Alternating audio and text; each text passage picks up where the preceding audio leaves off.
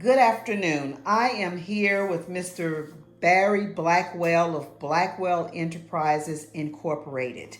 And I am so privileged that he has the time to take to answer some questions that's going to help my business class. First of all, I'd like for you to just give us an introduction of yourself. State maybe you can give us the correct name of your business, if it's a parent company, if it's part of another company, and maybe tell what area in South Carolina that you live. And then after that, I'll come back with some detailed questions. Okay. Well, my name is Barry Blackwell. I am owner of Blackwell Enterprises Incorporated. Within that company, we also own Reliable Home Inspections. Um, we operate primarily in the upstate of South Carolina, and we have been doing so for several years. Very good. So, Barry, let me ask you this. What made you start your business? Uh, we started this company because we were in a different industry, working for other people, and tired of doing that, and decided that we wanted to do our own thing and created this entity. Okay. And along those lines, though, what made you choose the particular type of business that you own? So Blackwell Enterprises is the parent company, and Reliable Home Inspections is the subsidiary of that company. So it's multifaceted. We have been contractors for the U.S. government. We have performed home inspections as a business. We have flipped homes as a business, rental properties, getting into the real estate. So it's multifaceted. It's not just one particular thing. So why? Was it based on a hobby of something of yours and you wanted to explore it more? Was it a passion? It certainly is a passion, but to be honest, the business was started out of a need to get out of the industry that we were in. And I don't mind saying the textile industry, which was obviously something that in this area was a big thing, but eventually it kind of went away. So we had to basically reinvent ourselves to determine what is it that I want to do.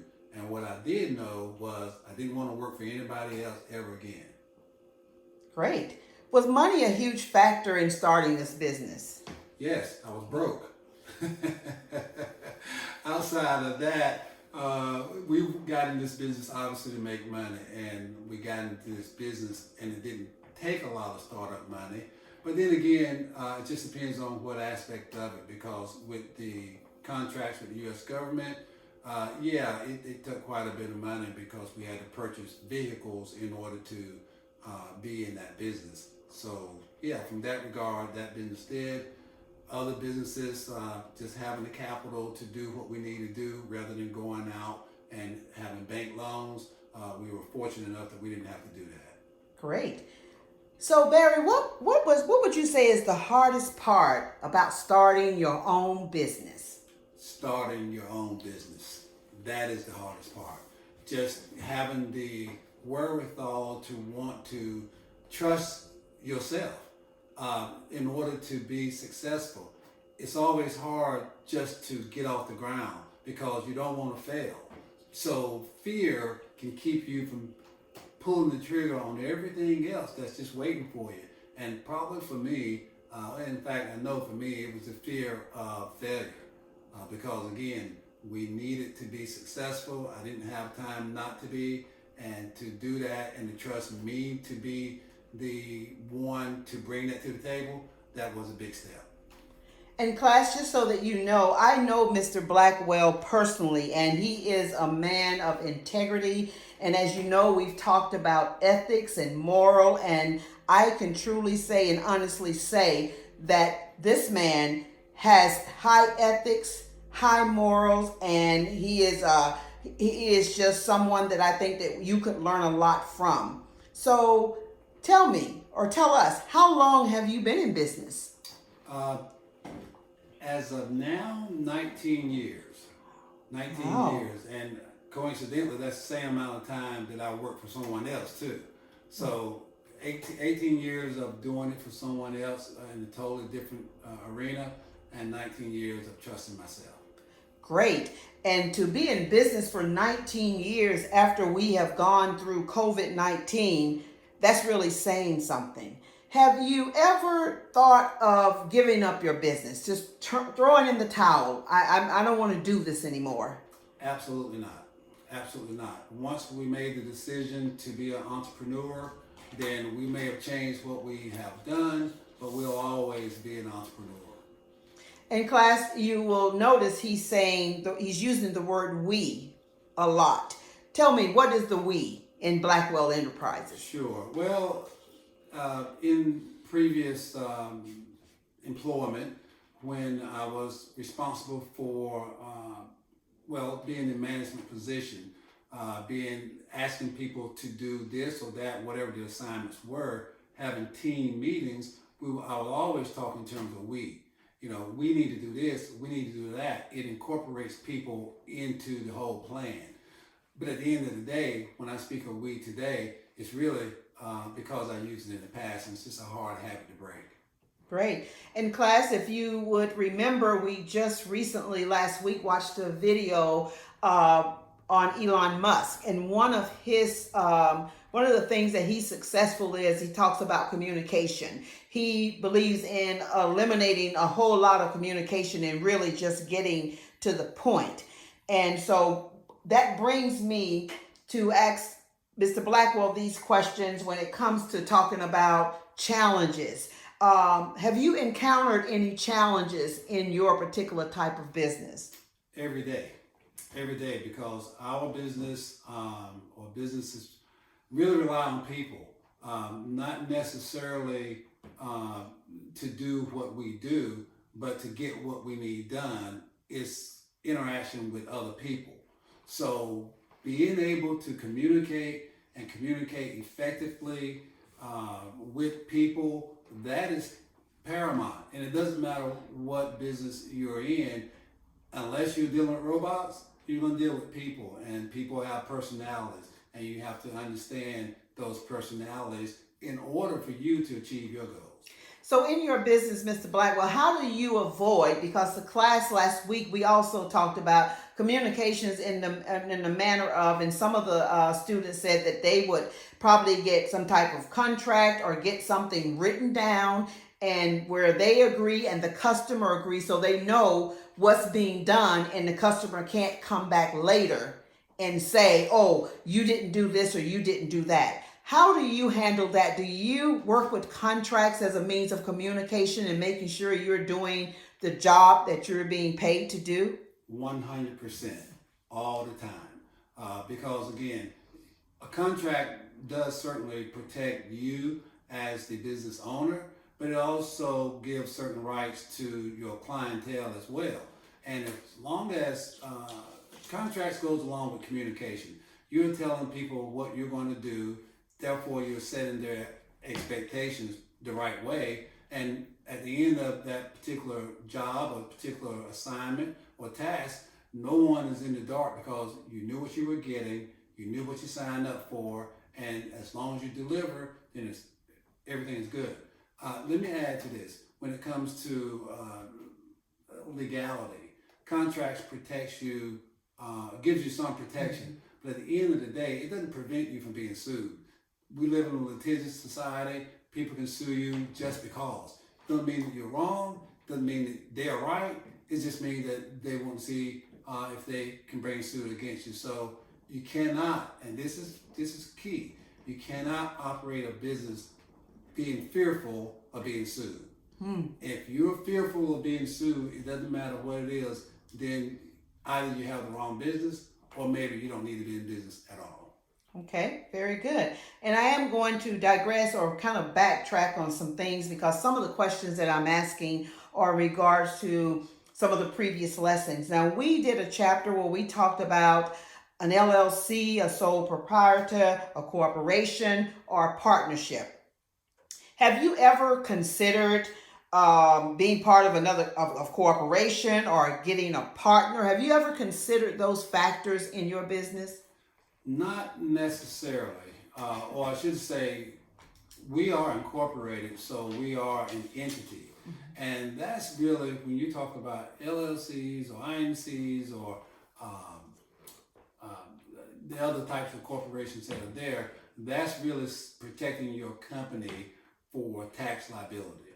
And as opposed to a sole proprietor, for example, or doing business as, for example, when you're incorporated, be it LLC, C Corp, S Corp, all those things are for tax protection. It gives you some advantages by doing so. So because we are already incorporated, there's not a need to partner with another company doing what we do, not from a tax perspective anyway. Okay, so some of my students have expressed a particular type of business that they would like to start. I have a couple of students that's interested in real estate. I have someone construction, air conditioning, Airbnb.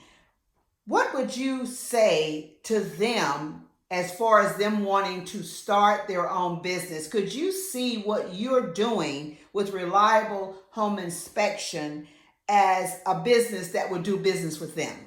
Absolutely. Absolutely. At the end of the day, we do provide inspections for properties. People who are looking to purchase a home, and if you're looking to get into the Airbnb business, for example, then you will be purchasing a home and you will be developing that home for the needs that you intend to use it for. So you have to know, what am I getting here? Is this air conditioning working properly? Is the heat working properly? Does the roof leaks? Is the structure good?